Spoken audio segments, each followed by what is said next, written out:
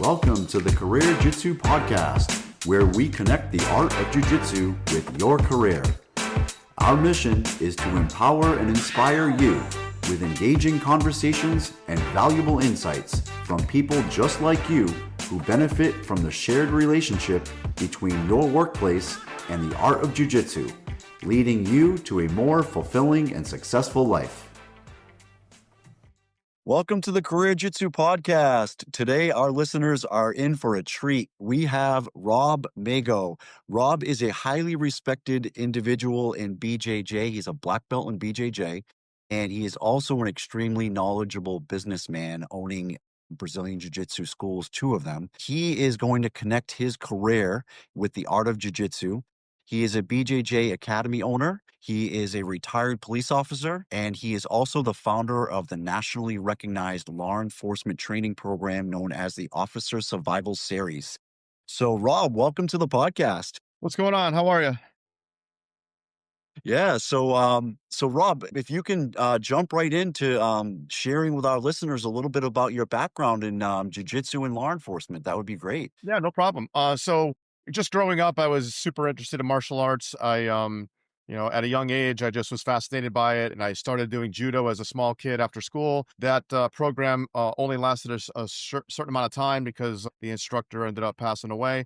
But and then I was kind of in some transition. Then I ended up in a Goju-Ryu Academy, and they did some Japanese jiu-jitsu and some boxing, and that's where I met you as well. You were in a sister academy in Massachusetts that were kind of part of the same association. And then through that training, I went through the end of my high school career and going into college. And then in 1993, I saw the first Ultimate Fighting Championship, and that was like, I got to learn this. I saw Royce Gracie go out there, and I'm like, I don't know where I'm going to do this, but I got to do this. It felt like it was a calling. I wanted to do it. And there was no schools in our area at that time, and I didn't really have the money to go anywhere else. So I started off just kind of like trying to learn from the old VHS tapes with Rorion Gracie and his mustache and the acid jeans and the Gracie in action tapes, and getting judo books and sitting there on some accordion mats we stuck together and trying to figure out some of these movements. And that's kind of how we started our training.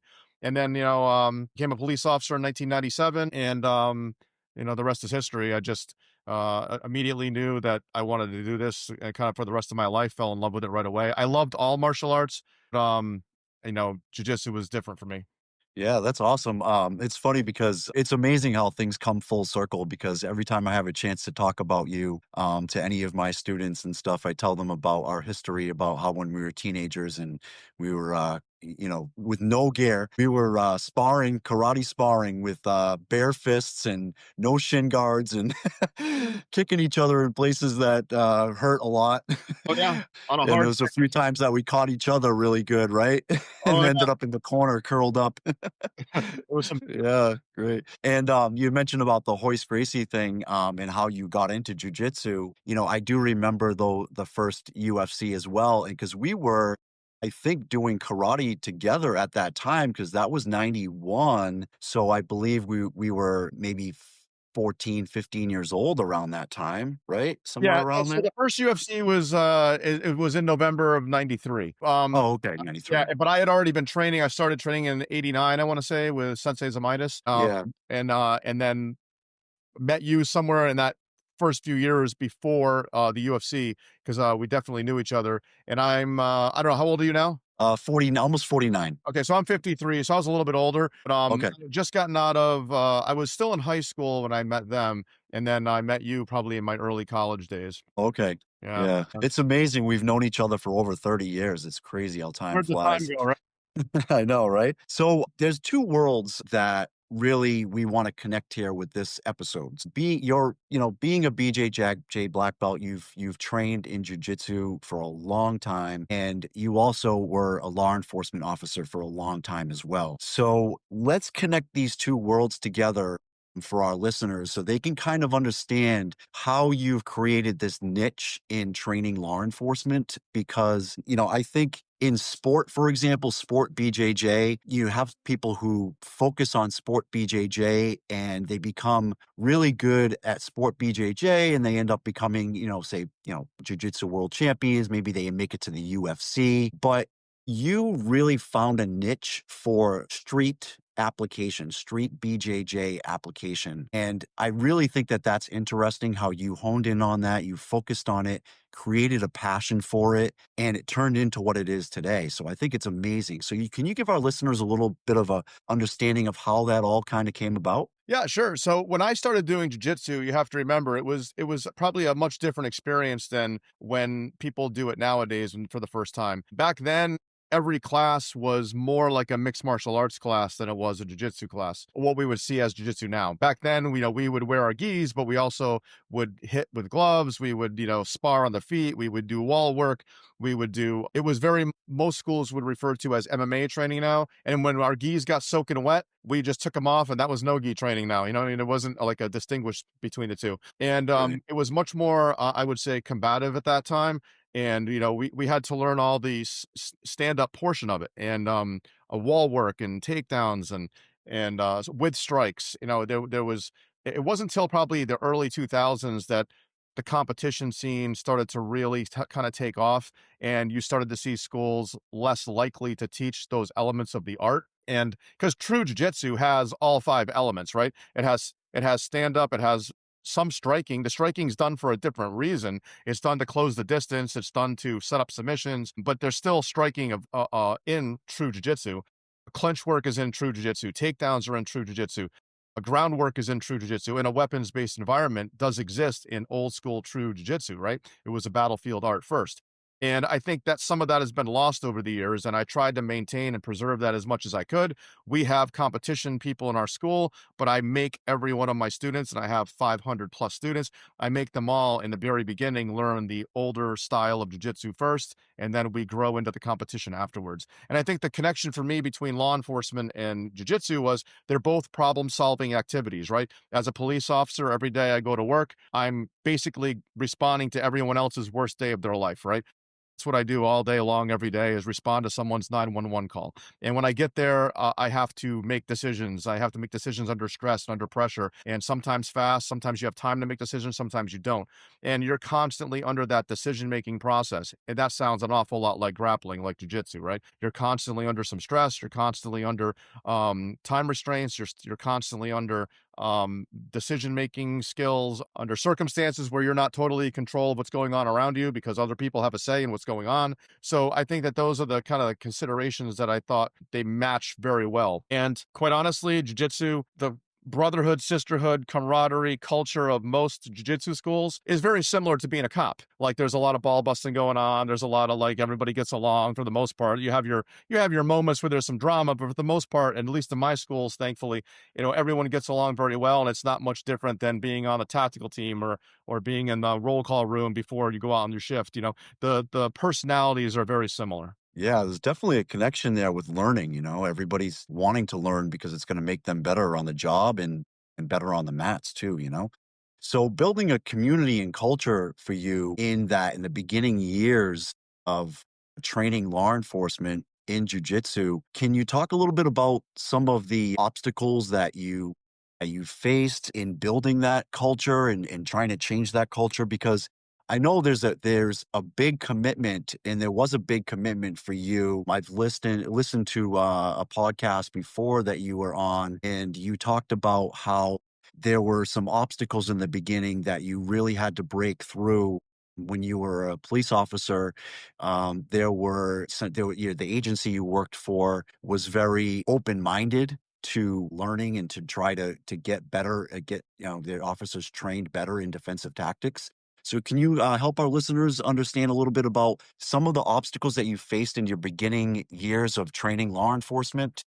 Yeah, sure. So Recommend. when I became a police officer, I was already pretty used to the culture because in high school I was an intern with the Connecticut State Police, and I had a lot of friendships built through that. I knew older, people that were cops, and I was around that culture for a while, so I kind of had an understanding of it. And then in college, I did a bunch of internships with law enforcement agencies, so I kind of understood the culture a little bit more than maybe someone coming in completely green that had never been in law enforcement.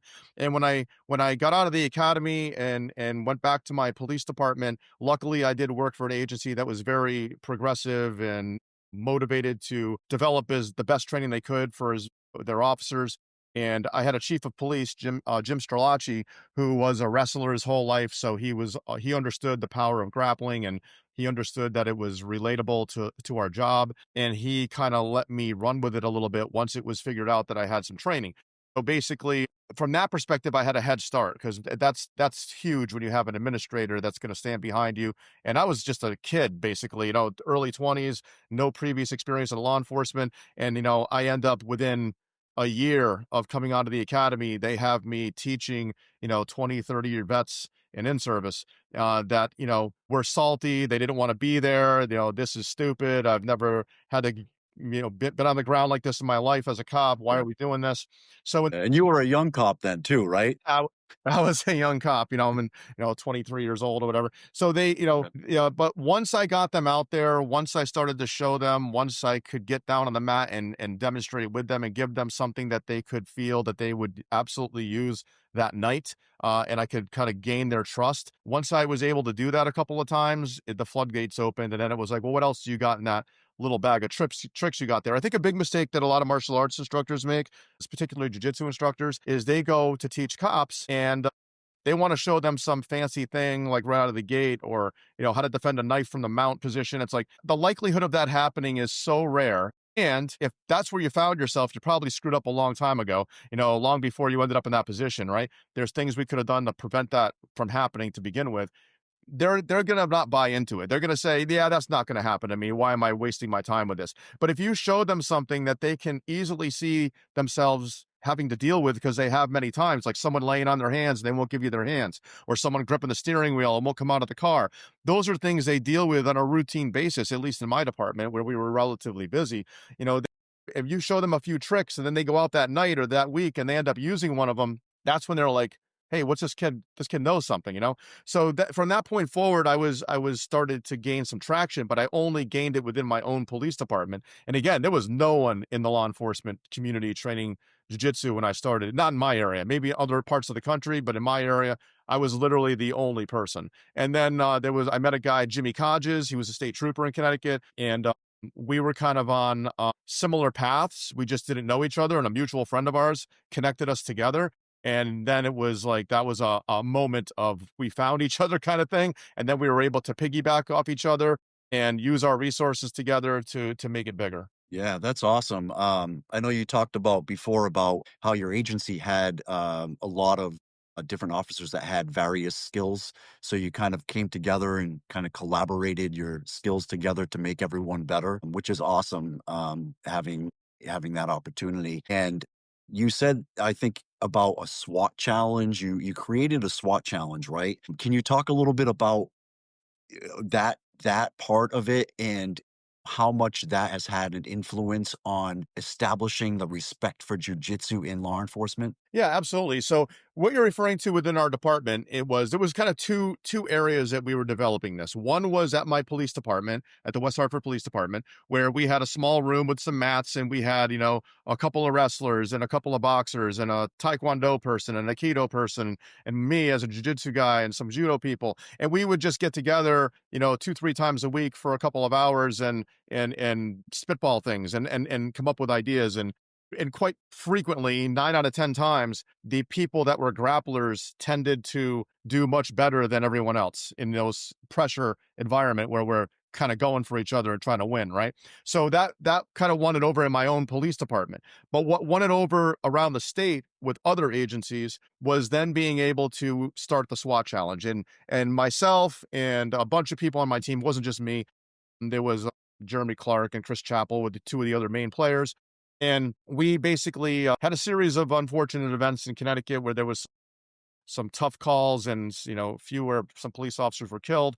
And we noticed that back then, you got to remember, this is before social media, this is before YouTube, this is before the internet, really, the iPhones. We didn't have it. We had pagers, when they needed us. It was a much different time frame. So when we would get called to a scene and there's multiple tactical teams there, none of the teams knew each other. So because it wasn't like today where everyone is friendly with each other. They literally didn't know each other and didn't know the capabilities of each team, didn't know the equipment or the tactics used by each team.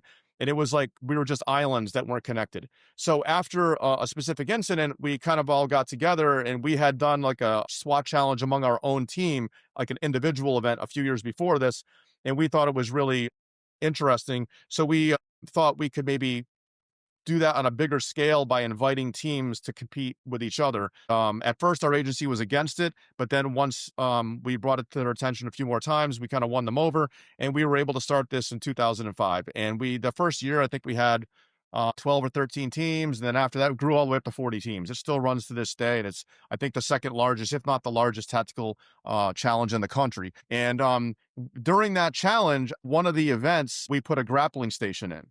The SWAT team members during this event would have to come through, and they would always pick their toughest guy because they want to see, they want to win, and they would put their toughest guy into this scenario. And every single time, I'm bringing my jiu-jitsu students, and we're probably at this point in time equivalent to a blue belt. This is 2005, right?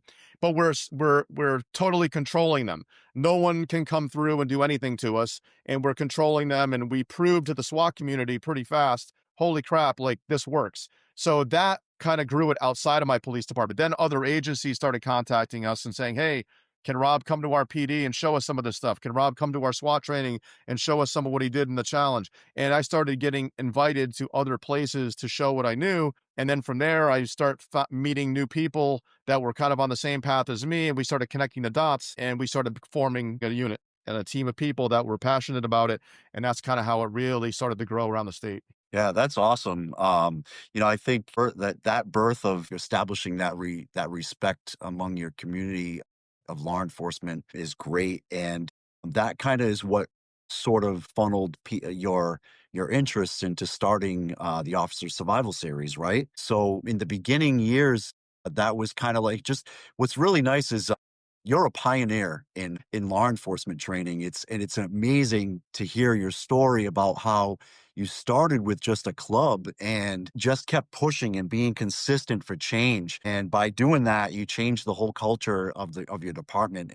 And that's how kind of it started with the and how Officer Survival Series kind of got its birth, right? Yeah, I mean, I never set out to start a martial arts school. I never set out to start a police training program. I literally just wanted to get better, and I wanted people to train with. And, two people became four, four became 10, 10 became 50. And before you know it, I had a group of people, and they're all like, well, hey, we need a place to train. Oh, and that's kind of how it grew. It was never like, oh, I want to start a school. I never set out to do that. And when I first became a cop and I started getting some interest in this type of training, I would put out these like 2, 3 times a year. I would put out these seminars for 3 hours, and I would say, and I would literally make a flyer with the little things at the bottom where you rip the phone number off. You know what I'm talking about? Yeah, yeah, yep. Younger listeners aren't have no idea what we're talking about, but you'd make a flyer, you'd put the things at the bottom so someone could take the number off, and I would literally hand deliver them to every police department that I could drive to, and then I would give stacks of them to other officers, and then they would pass them along, and we would, put them at every agency, and we would have these classes, and I called it the Officer Survival Series because we did a series of these throughout the year. It wasn't even post certified at the time. It wasn't. It was just me teaching jujitsu and adapting it to law enforcement. And we would get 20, 30, 40 people would show up to these things, and that was a lot back then. And that's kind of how that grew. And then from there, we got into the state doing some smaller classes with another system that was being taught at the time. That their person that ran that system saw what we were doing, and at first was kind of like, I don't think cops need to fight on the ground. But once they came and trained with us, they saw the validity to it. And then they started allowing us to teach like a ground fighting component in Connecticut. And then that eventually grew into the full course. That's awesome. Yeah, so, our academy here in Webster, we're a proud affiliate of the Officer Survival Series. Thanks for you reaching out to me. I really appreciate you reaching out to me, and getting us going on that because we have had a few of our students go and do your flagship course. With the flagship course, you call it de-escalation through confidence. So, what inspired you to name it de-escalation through confidence, and did that title kind of help you to give you a direction in how you would eventually teach law enforcement jujitsu? Yeah, sure. So basically, I was sitting around and I was talking to one of my good friends. Eric Lundell. He's a retired police officer now. He was in the military. He's a black belt in jiu-jitsu. He's one of the head instructors with our course for many years. And I was talking with him and I'm explaining to him, I'm like, Officer Survival Series is a good name, but I need more of a tagline to go with it that, will kind of get the point across to administrators and stuff like that as to why this would be a good program for people to do. And I said, I want to get across that, it builds confidence, and the better trained you are, the less likely you're even to use force. And, me being highly trained, and I come across someone that looks like they might want to, cause a problem or start the fight, I might react a lot different to that person based on my confidence level versus someone who doesn't have the same skills might be more apt to be nervous around this person or overreact or underreact. And I was like, how do we put this into words? And he's like, I got it. De-escalation through confidence. So that actually came from Eric Lundell, the actual name of it. And I'm like, that's perfect, because Yeah. our whole goal as police officers is not to go out there and get into a fight. Our goal is, but we have to respond to violence. It's in our job description, right? It's part of the job. And I look at it as de-escalation. Oftentimes people think it's verbal only, and it's not. De-escalation can be nonverbal, it can be verbal, it can be physical. A very extreme example would be someone is an active killer going through a mall shooting people, and a police officer comes in with a rifle and shoots that person from 100 yards away down the mall. They de-escalated that situation. They stopped it from getting worse. Right now, that's a very extreme situation, but on the flip side, it could be your mere presence, or the way you carry yourself, or the way you speak or don't speak, or the way you listen to someone, the way you let someone vent, as long as they're not hurting themselves or someone else. And then when it is time to go hands on, you kind of realize that through your confidence of training and the pressure you put yourself under on a daily basis, you're not afraid to swim out over your head because you can. Whereas someone that can't and doesn't have that same training background, they're going to probably panic. They're probably going to make mistakes much faster than someone with training. And they either underreact or overreact versus the right balance. And I think that when you train enough and you have that consistency in training, you develop a pathway to understanding that when you grab onto someone, you kind of know within the first few seconds, yeah, I got this guy, or uh-oh. You just know by that transfer of energy, because you've grappled with so many people, you can just read it. Yeah, I think that title is amazing, de-escalation through confidence, because every agency administration is gonna love the fact that you're training officers to be better at de-escalation and to be more confident officers on the street. Those 2 words, de-escalation and confidence, is really what makes it and opens up, I think, a lot of administrators' minds into what it is that you're teaching. So, can you give a quick overview? I know there's a lot that you teach in the Officer Survival Series, but can you give a quick overview to our listeners as to what the Officer Survival Series teaches, and, what the levels of certifications are and so forth? Yeah, so basically, if you know anything about law enforcement, the typical defensive tactics course in most places is going to be a 40-hour course. It's going to be a 5-day course. Now, there are some outliers. There are some places that do 8 days, 9 days, 10 days, or whatever, or break it up in some capacity. But most defensive tactics instructor programs are 5 days, Monday through Friday, 40 hours. And you could be a person that's a black belt jiu-jitsu, or you could be a person that's literally never done any martial arts combative training in your life. And at the end of that 5 days, you're both getting the same piece of paper. It's going to say that you're an instructor on it. Okay.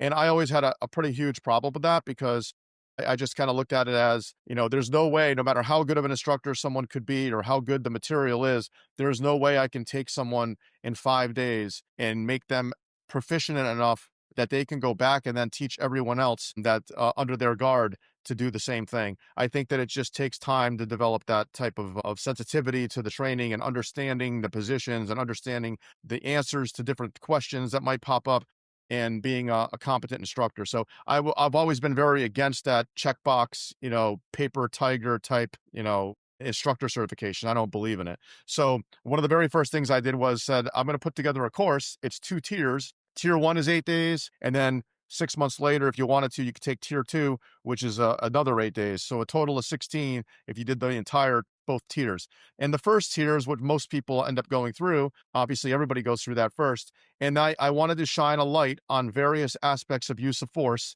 And the whole idea of the course is that if you come through as, a student, you may be very good at a specific thing, and then you get to another thing and be like, "Oh, I don't know anything about this." A good example would be I've had many, many jiu-jitsu black belts come through. I've had world champions come through, ADCC champions come through, UFC fighters come through, and many of them will tell you, especially the straight jiu-jitsu guys, they'll say, "Man, I'm the student." You say, how you have a person that comes through and they don't do jiu-jitsu and it's clear they don't do jiu-jitsu. I'm the jiu-jitsu guy that can't throw a punch. I'm the jiu-jitsu guy that can't do a takedown. I'm the jiu-jitsu guy that can't use the wall because all I ever do is roll around on the ground from the guard. So they realize pretty quickly they have a missing part of the combative element of jiu-jitsu because they have concentrated on a specific part of jiu-jitsu and they haven't learned the entire thing, right? So that might be a wake-up call to them. To another police officer, it might be tactical medical is a mistake. Like, hey, I don't know enough about tac medical, or I don't know enough about testifying in court. So basically, what we teach in the class is we do 5 ranges of fighting. They learn to strike, they learn to clinch, they learn to take people down, they learn to positions on the ground, they learn weapons-based environment because in any one of these ranges, a tool can be implemented either against you or you may have to deploy one in defense of yourself or someone else. And then we do handcuffing and we do team tactics where you're working with another officer to control a person and get them under control. We do vertical barrier work. We do vehicle extractions. We teach about weapons such as edge weapon response and weapon retention of their handgun. And then from that point, we have a lot of scenario training where they have to, it's one thing to do the movements on a mat where you're just going back and forth and decide, and using a takedown, for example. But it's a whole nother animal when I send you into a call and you have to talk through the situation and figure out what's going on and then apply in the moment the force if it even needs to be applied, because not every scenario we send you in requires force. Some just require talking, some require force. And it's up to you to determine that based on your experience when you go through the scenario. And then that's very different than just slap, bump, and let's roll. Okay. They have to have that decision making process, right? So those scenarios are recorded. We have attorneys watch them and then they have to testify and write reports about their experience. So they literally get in front of a courtroom, mock courtroom type environment, and actual police litigation attorneys will interview them and they show their video and they question them about the force they use, both cross-examination and direct examination. And they then have to explain what they did and why they did it under the color of law, basically. And that's kind of the elements of the class, the first tier. And then they have an entire video database of all the curriculum that they have access to. We have an affiliate system set up, like as you know, you're one of the affiliates. And our big thing is we're not going to teach you in 8 days everything you need to know for the rest of your life. We're here to shine that spotlight on different areas of force. And then when you leave this class, you should be going out and seeking further training in some of these areas. Now, most of the areas they can find right within law enforcement, the grappling portion, I have partnered with martial arts schools like yourself that are trusted, and I funnel them towards those schools that are law enforcement friendly,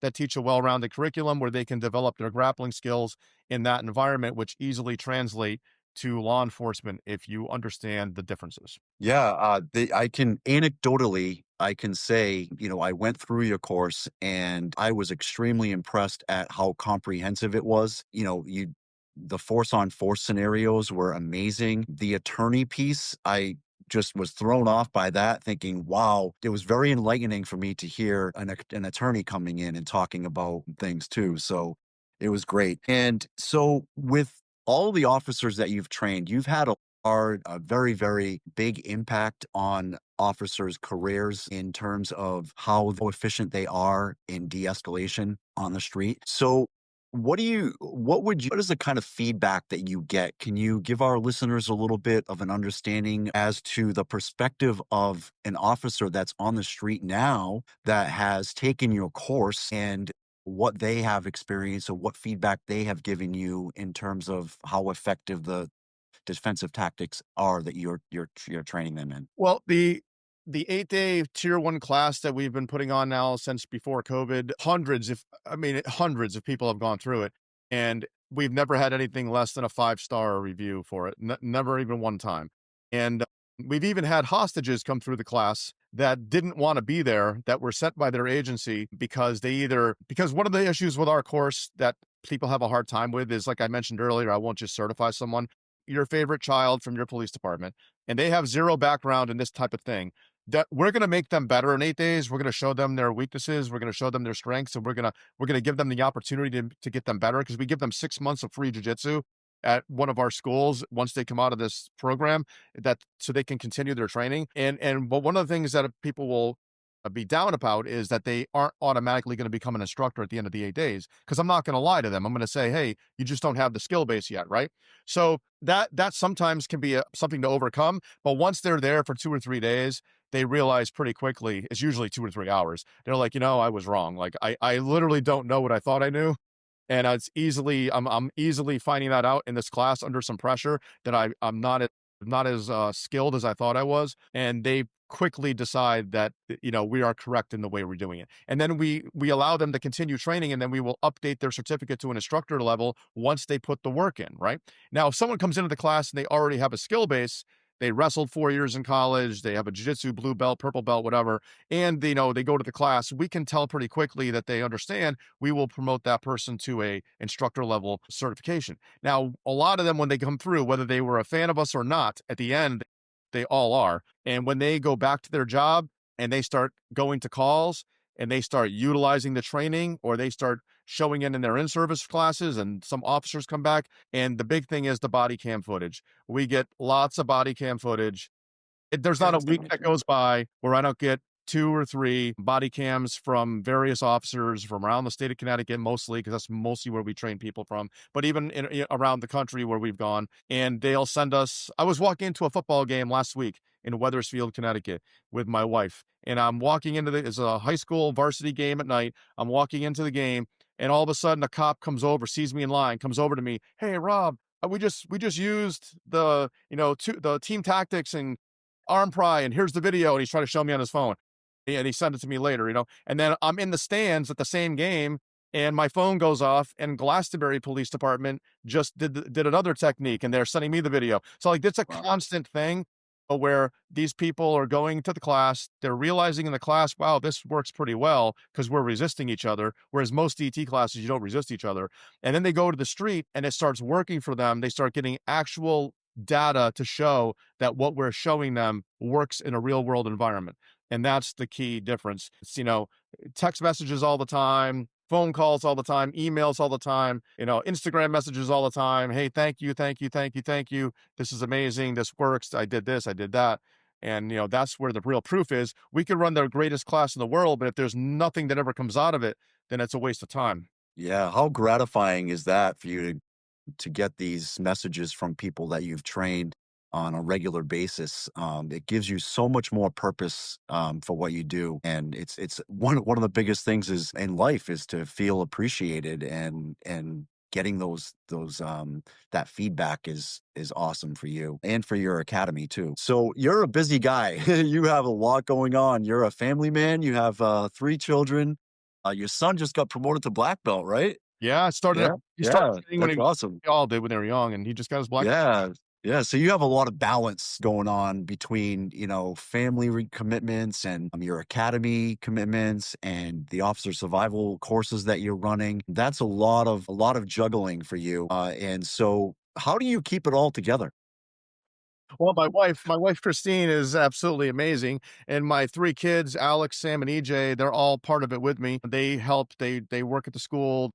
My son Sam is tremendous with, like, AI and all the video editing, and, like, he's also trained jiu-jitsu and MMA and stuff like that, so he's really, really good with that. And my son Alex is a very good business person. He's a real estate agent, and he understands. He's very good at working with people and discussing things, and he's a talker, and he's a really good instructor. People love going to his classes, so it's a group effort. We're all in it together, and I've built a cadre of people over the last 26 years. That they're you know we have you know well, I think 30 black belts at our school. So, Yeah. so there's a lot of them, and they're all, they love it. They love the culture that we have there. They love training. They all have something they bring to the table. So, it's many hands make light work, and that's what it comes down to. Is I'm not doing this by myself. I did start off doing this, my wife and I, and that was it. But then, over the years, I met really good people. Those really good people helped propel us forward. Without them, I wouldn't be where I am, that's for sure. And the same thing with OSS. It was the same process with OSS. it was just cops versus civilians, right?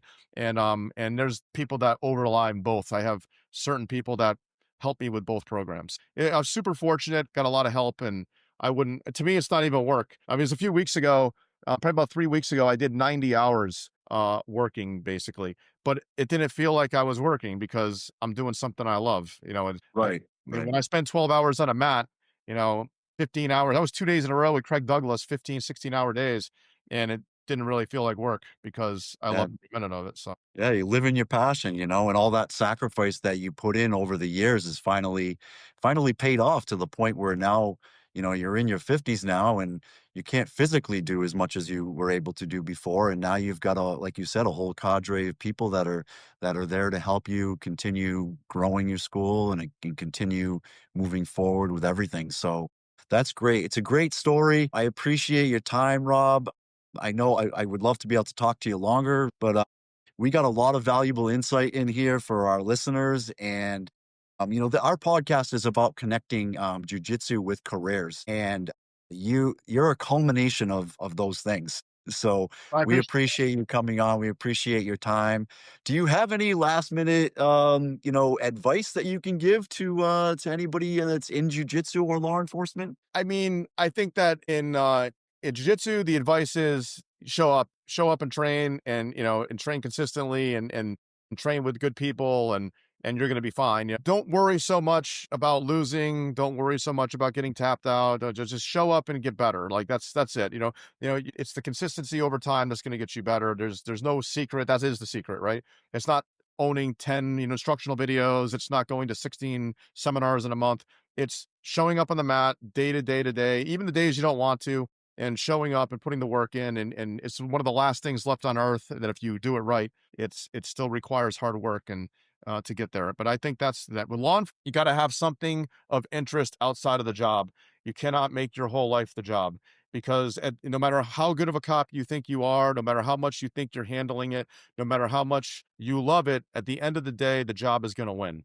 Okay. No one gets out of this job winning, but the job wins. And what I mean by that is the job is going to take its toll on you. You're going to see and hear things that no human being should ever have to experience. It's going to accumulate over many years of time, even in a small you're going to have many things that occur to you over your career that you may not think bother you in the moment, but long term they are adding up. And you have to find an outlet. You have to find something that gets you away from that, whether it's fishing or mountain biking. Or for me, it was jujitsu, and I think jujitsu probably is a really good choice because not only does it translate to your job and there's similar minded people there, but it also lets you know that there's good people in the world that support law enforcement that aren't necessarily law enforcement, but they're in the jiu-jitsu school and everybody gets along in there. And you can see that when you're training, you can't think of your problems the same. Now your problems will still be there when you leave, but you're much better off to deal with them when you do leave because you've spent that time on the mat and kind of cleaning your mind a little bit. And I think that there's not a lot of other activities in the world that do that like jiu-jitsu does. So I think that would be important. And then finally, when you blend the two worlds together, for me, I think there's a Japanese saying called like ikigai, I want to say it's called. And I know Yeah, yep. a little bit, but basically the Western civilization is kind of like done a little bit different with it. But I think the gist is if you find something that you love and something that you're good at and something that the world needs, and you can make that your job, you have basically found your purpose in life, right? So that's kind of what I feel like we did here is I took something I love that I'm good at, that the world needs, and we made it our job. So that's where I'm at. That's awesome. So fulfilling for you, for your academy, and all the people around you. So thank you so much for your time, Rob. I appreciate you being on our show today.